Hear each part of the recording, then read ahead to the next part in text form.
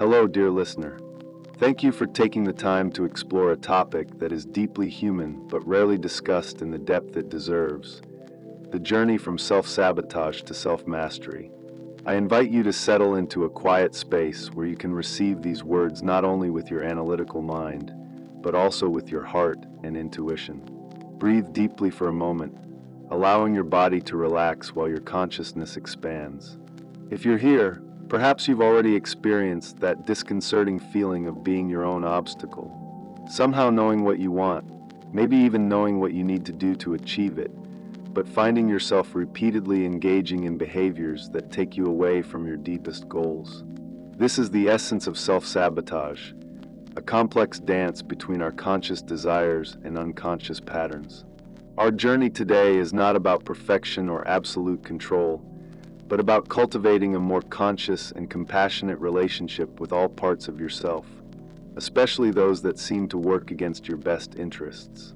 It's an invitation to transform limiting patterns into foundations for authentic growth. Understanding self-sabotage. The inner paradox self-sabotage manifests itself in countless ways. Chronic procrastination, self-destruction of promising relationships, sabotaging one's career at the moment of potential advancement, compulsive behaviors, or that critical inner voice that constantly diminishes your achievements. The central paradox is this: why does part of us actively interfere with what another part genuinely wants? This apparent contradiction has baffled philosophers and psychologists for centuries. Modern psychology offers us valuable insights. Self-sabotage is not a sign of weakness or moral failure. It is, in fact, a protective strategy developed by the unconscious, often in childhood, to deal with perceived threats, whether emotional or physical. As psychologist Carl Jung observed, until we make the unconscious conscious, it will direct our life, and we will call it destiny. The roots of self-sabotage. To understand why we sabotage ourselves, we need to consider how these patterns form. Emotional protection mechanisms. At its core, self-sabotage often functions as protection against emotional vulnerability. If you fail before you even really try, you avoid the risk of doing your best and still not being enough. If you sabotage a relationship before it deepens, you avoid the risk of being abandoned after becoming truly vulnerable. Internalized limiting beliefs. Messages we absorb in childhood often become deeply rooted beliefs about what we are capable of or deserve. People like us don't succeed. I'm not the kind of person who can be truly loved. If I stand out, I'll be rejected by the group. Neurological comfort zone. Our brain is an energy conservation machine that naturally resists change, even when that change is positive.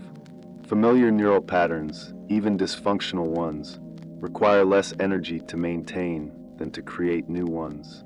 Identity conflict. When success or change threatens how we define ourselves or how we relate to important people, self-sabotage can emerge as a form of identity preservation. If I really succeed, I won't be accepted by my family/community anymore. If I cure myself completely, who will I be? Secondary gains. Self-sabotaging behaviors often bring indirect benefits or secondary gains. Procrastinating can give us a temporary feeling of autonomy. Staying in situations below our potential can spare us the burden of greater responsibilities.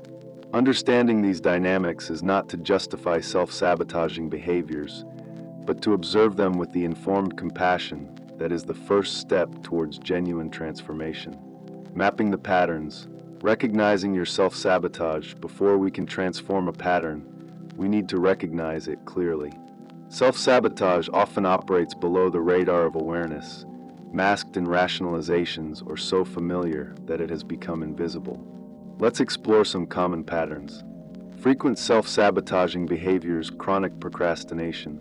Consistently putting off important tasks, often engaging in less meaningful activities as an emotional escape mechanism. Paralyzing perfectionism. Setting standards so impossible that they guarantee failure or avoidance, a way of never having to really test your limits. Self-invalidation. Discarding achievements, minimizing successes, or attributing them to luck, a way of maintaining consistency with a negative self-image. Self-destructive behaviors. Using substances, disordered eating, or other behaviors that temporarily relieve emotional discomfort but create bigger problems in the long run. Chronic imposter syndrome. The persistent belief that your achievements are fraudulent and that you will eventually be found out, leading to self-sabotage to confirm this fear. Cycles of near success. Repeatedly coming to the brink of success and then sabotaging it in some way, maintaining a cycle of hope and disappointment. Self-generated chaos. Creating crises or drama that distract from more meaningful goals or justify failure. Self-denial relationships. Consistently choosing unavailable or unsuitable partners, rejecting those who offer genuine care and respect. Reflective exercise. Mapping your patterns, I invite you to reflect briefly.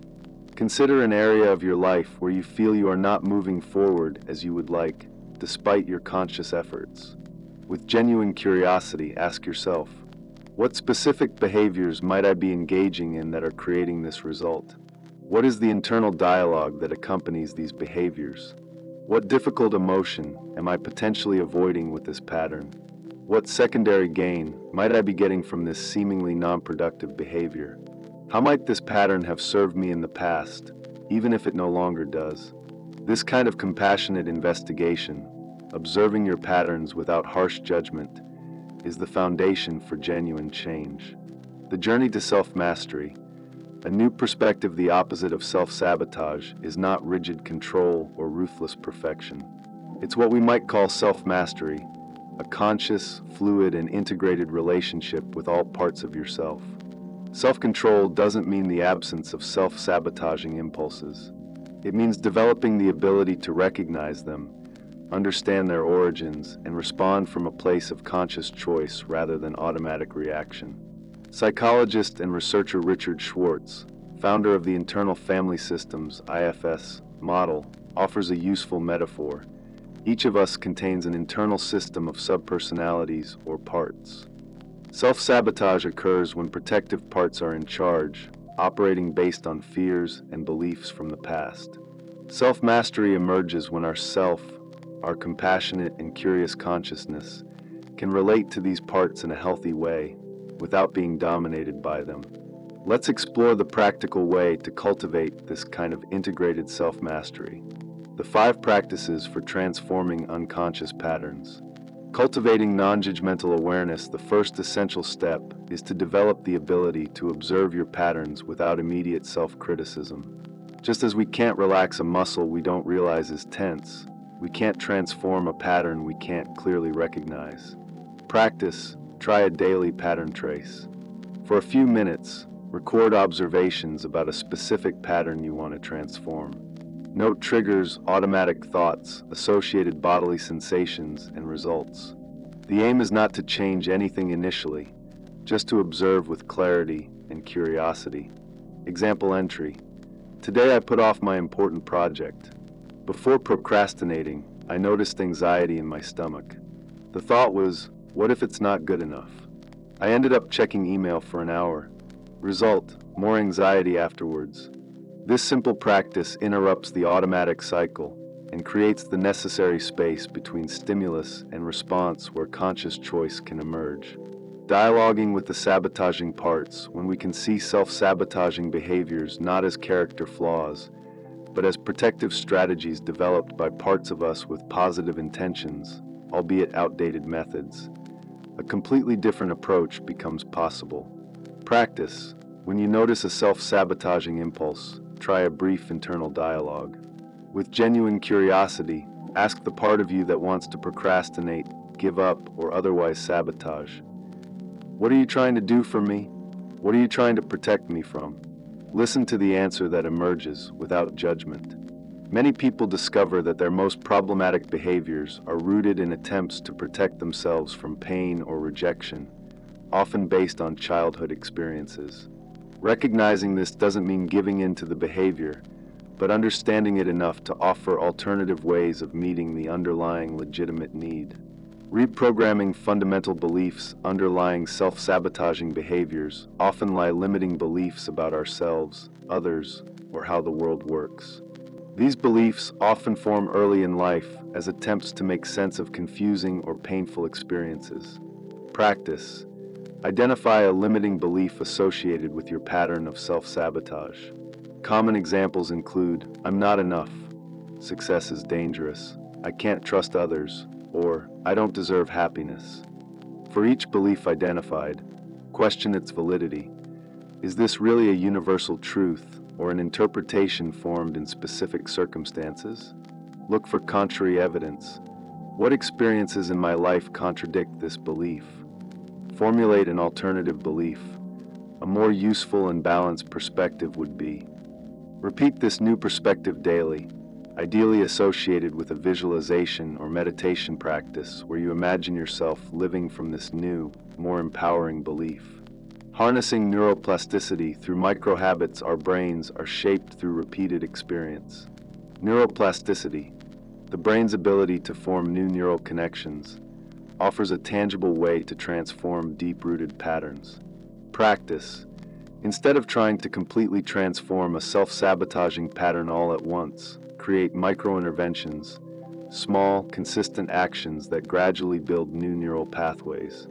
For example, if procrastination is your pattern, start with work sessions of just 5 minutes on the avoided task. Use the Pomodoro method, 25 minutes of work, 5 of break. Reward yourself immediately after each short, productive session if self-sabotage in relationships is the pattern. Practice sharing a small vulnerability every day when the urge to sabotage arises. Postpone any action for 24 hours. Develop a daily ritual of recognizing positive qualities in your partner. The key is consistency over intensity.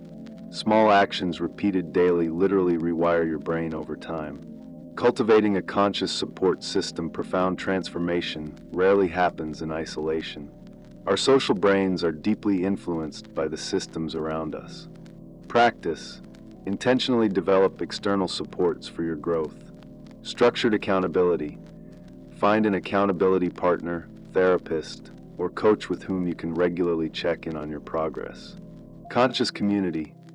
Seek out groups that model and support the kind of growth you seek, whether it's a meditation group, study circle, or online community focused on personal development. Environmental restructuring. Modify your physical environment to support new patterns and reduce triggers for old ones. This can include reorganizing your workspace, creating visual reminders of your intentions, or removing specific temptations. Realignment rituals. Establish regular practices to reconnect with your bigger vision when self-sabotaging patterns emerge, such as meditation, journal writing, or conscious movement.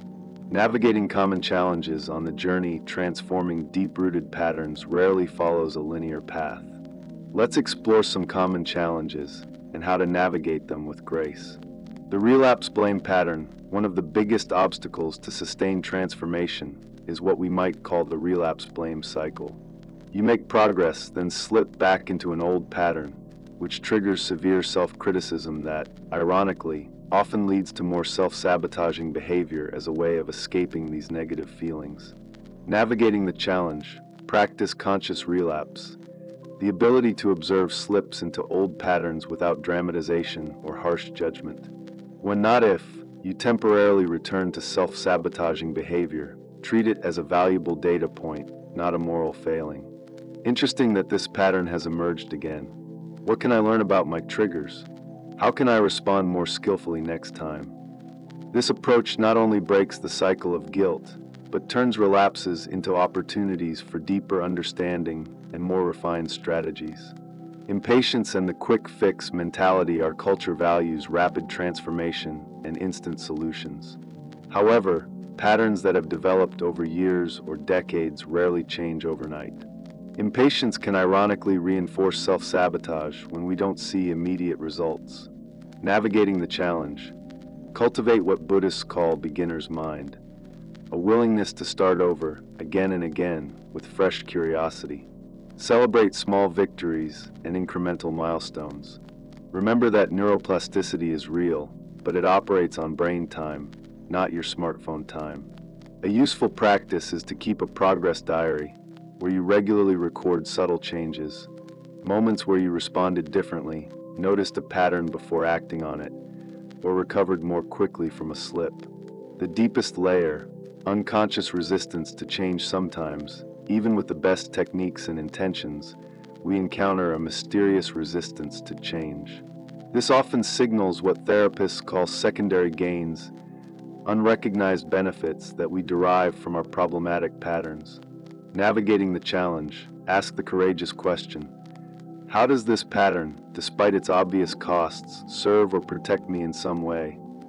Common answers include avoiding high expectations. If I never really try, no one can expect much from me. Justifying other limitations. I can't do that because I have this problem. Maintaining a familiar identity, being the disorganized or procrastinator, is at least a role I know well. Avoiding emotional vulnerability. If I never fully commit, I can never be fully rejected. Once we have identified these secondary gains, we can develop conscious strategies to meet these needs in healthier and more direct ways. Integrating self-compassion.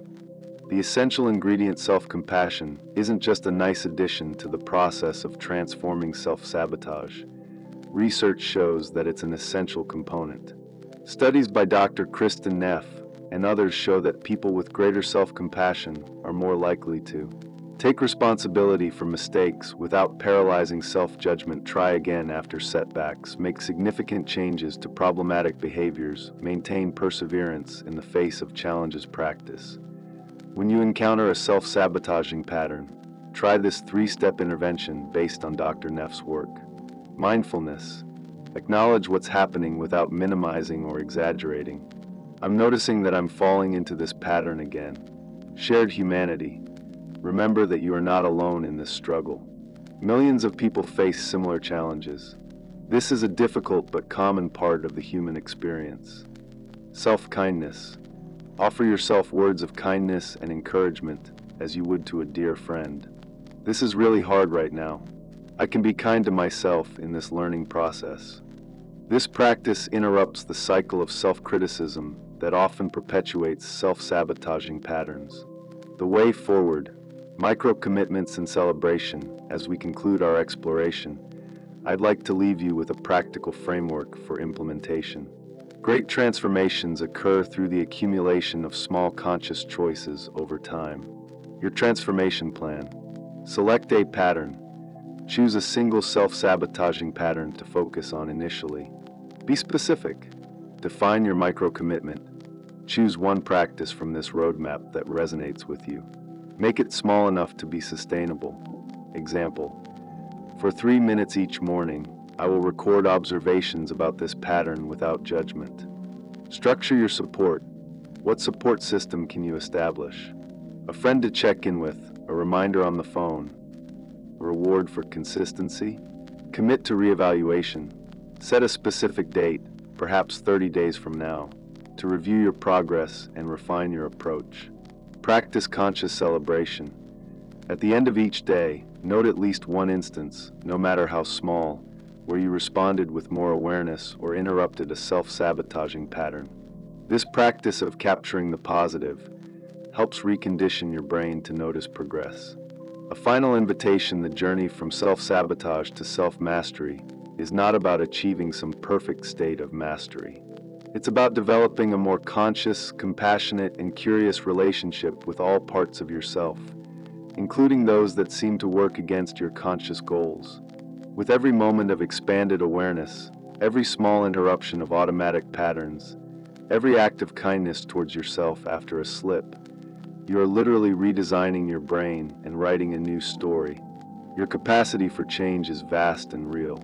Not because you can force transformation through relentless willpower, but because you can create the conditions of awareness, compassion, and consistent action, where genuine change naturally emerges. Take another deep breath. Feel the possibility present right now, the space between who you have been and who you are becoming. It is in this space of expanded consciousness that your true freedom resides. I am here, walking alongside you on this ongoing journey of self-discovery and transformation. One conscious step at a time.